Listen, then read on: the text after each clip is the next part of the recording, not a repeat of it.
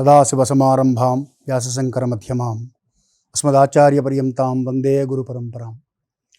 దూరదర్శన్ యాదగిరి ప్రేక్షకులకు ముందుగా ఉగాది శుభాకాంక్షలు. ఈ ఉగాది మన భారతీయ సాంప్రదాయంలో మహర్షులు మనకు అందించినటువంటి విశేషమైనటువంటి పండుగల్లో ఒకానొక అతి విశిష్టమైనటువంటి పండుగ. అసలు మనకి ఉపనిషత్తుల్లో కూడా సత్యం వద, ధర్మం చర, స్వాధ్యాయాన్ మా ప్రమద అంటుంది. అంటే సన్మార్గములో నడవడానికి కావలసినటువంటి అన్ని విషయాలను కూడా అడుగడుగునా మనకి బోధన చేస్తూనే ఉన్నాయి భారతీయ సాంప్రదాయ విలువలు మనకి. అందులో ఇవాళ ఈ ఉగాది సందర్భంగా మనం సన్మార్గంలో తీసుకోవలసినటువంటి నిర్ణయాలు ఏమిటి అనేటువంటిది ఒక్కసారి మనం సింహావలోకనం చేసుకుంటే, ఉగాది పండుగ సాధారణంగా మనందరికీ తెలిసిన విషయం. ఒక కొత్త సంవత్సరం, యుగ ఆది. అంటే కాలపురుషుడు ఆగకుండా తిరుగుతూనే ఉంటుంది కాలచక్రం. ఈ తిరుగుతున్నటువంటి కాలచక్రంలో ఒక పరిభ్రమణం పూర్తయిన తర్వాత 12 మాసాలు పూర్తయి, 2 అయనాలు పూర్తయి, 6 ఋతువులు పూర్తయి, మళ్ళీ కొత్త ఋతువు ప్రారంభమవుతుంది.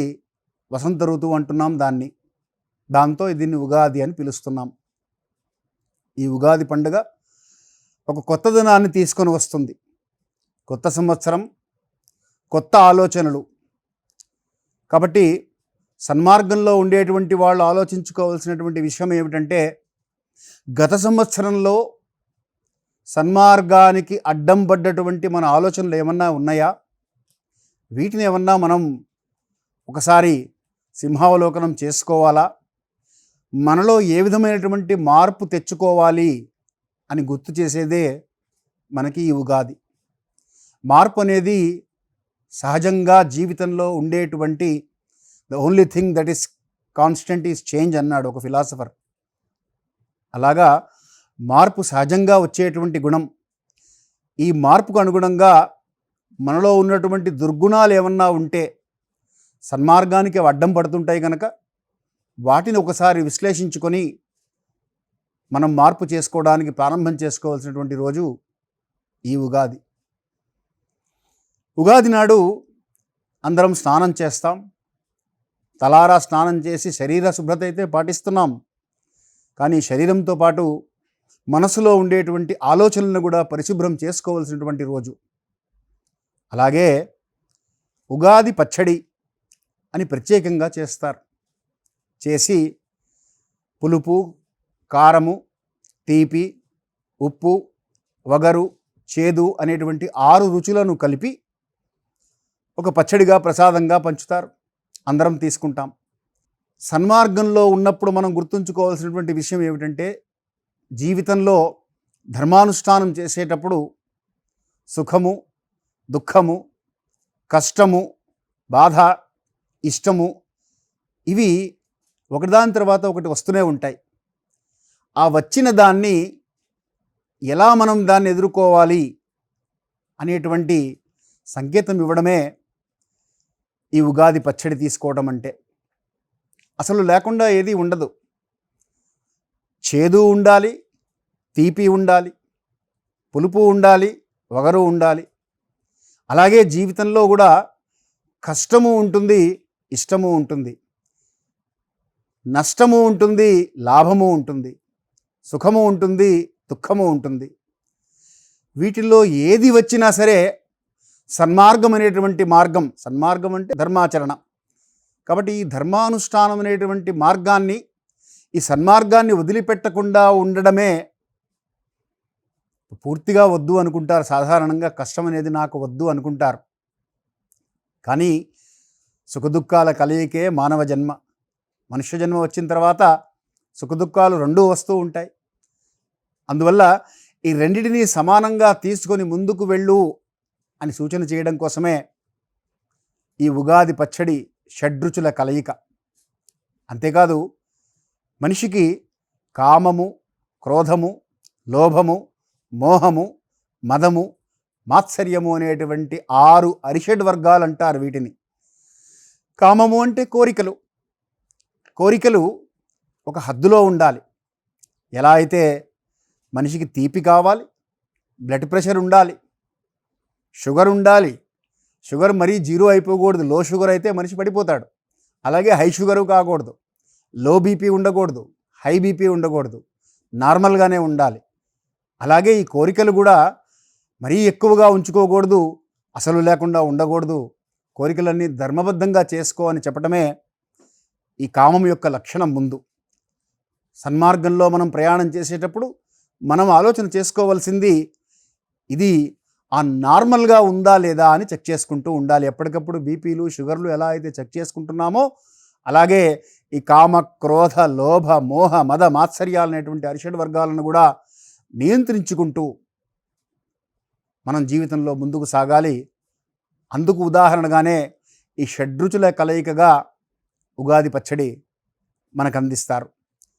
మరొక విశేషమైనటువంటిది ఈ ఉగాది నాడు పంచాంగ శ్రవణము అంటున్నాం. పంచాంగములు అంటే కాలానికి ఉండేటువంటి అంగములు, ఆర్గాన్స్ ఆఫ్ ది బాడీ అనుకోండి. కాలపురుషుడికి ఈ 5 అంగములతో కాలం నడుస్తూ ఉంటుంది. తిథి, వారము, నక్షత్రము, యోగము, కరణము అనేటువంటి ఈ 5 అంగములు. మనిషిలో కూడా ఒక 5 అంగములు నడిపిస్తూ ఉన్నాయి. వీటిని ఇంద్రియములు అన్నారు, పంచకర్మేంద్రియాలు అంటున్నారు. అంటే త్వక్ అంటే చర్మము, చర్మము ద్వారా స్పర్శ సుఖాన్ని తెలుసుకునేటువంటి అవకాశం కలుగుతున్నది. అలాగే చక్షుహు అంటే కళ్ళ ద్వారా ప్రపంచాన్ని చూస్తున్నాడు.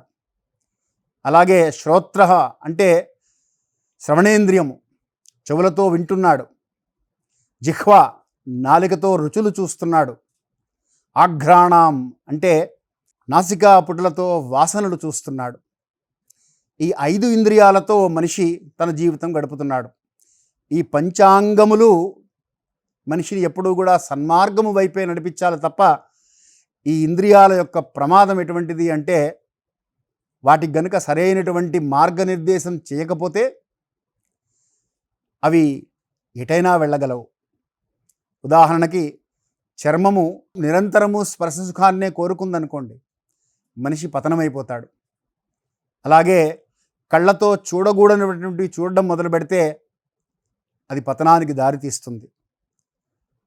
అలాగే చెవులతో వినకూడనటువంటి విషయాలు వినడం మొదలు పెడితే దుర్మార్గుడైపోతాడు, కానీ సన్మార్గం వైపు ఉండలేడు.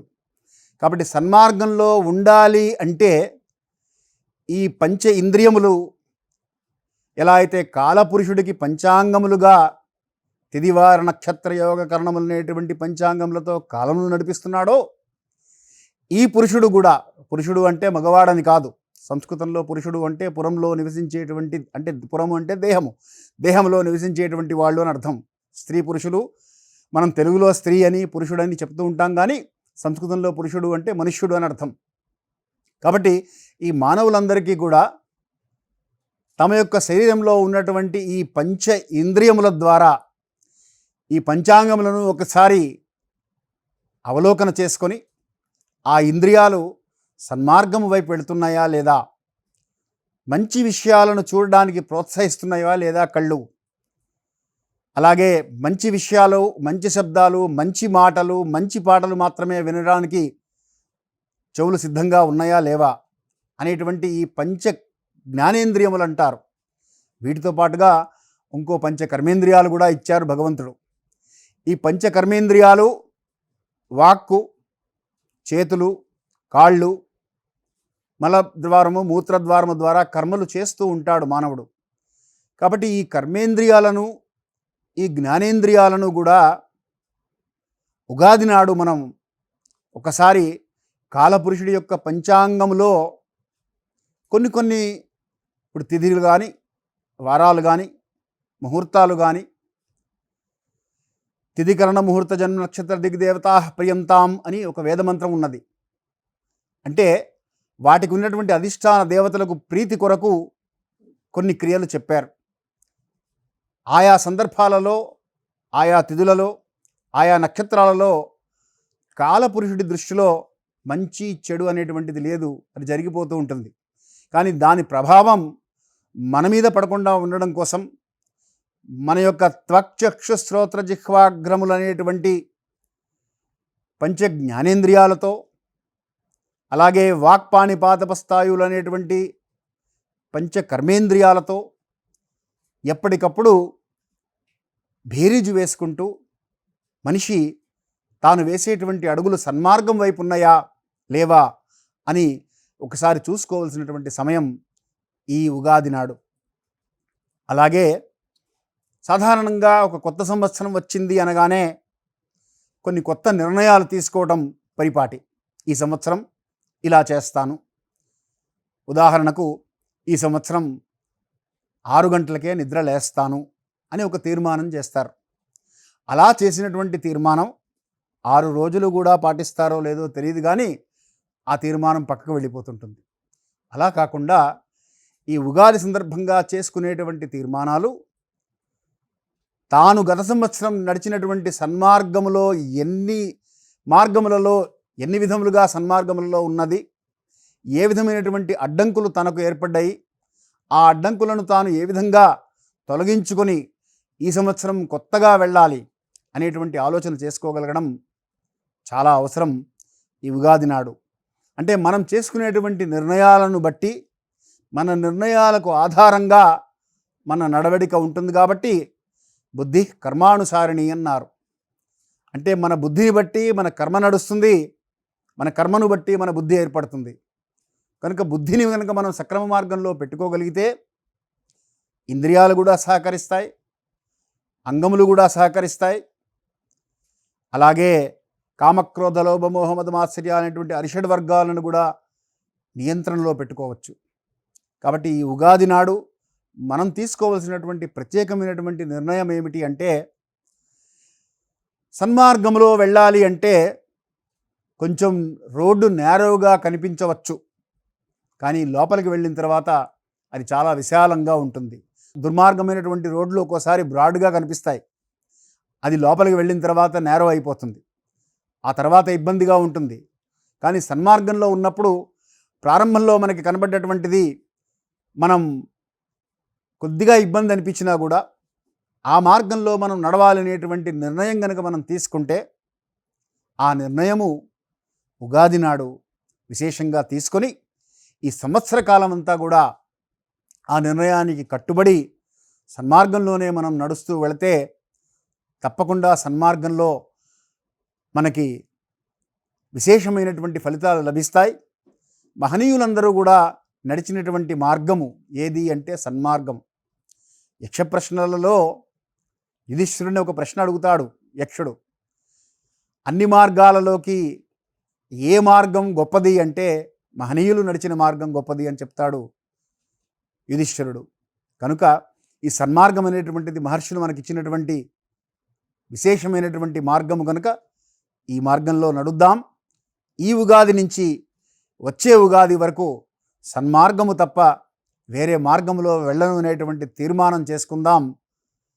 పరమేశ్వరుడి కృపకు పాత్రలవుదాం. ధర్మస్య విజయోస్తు.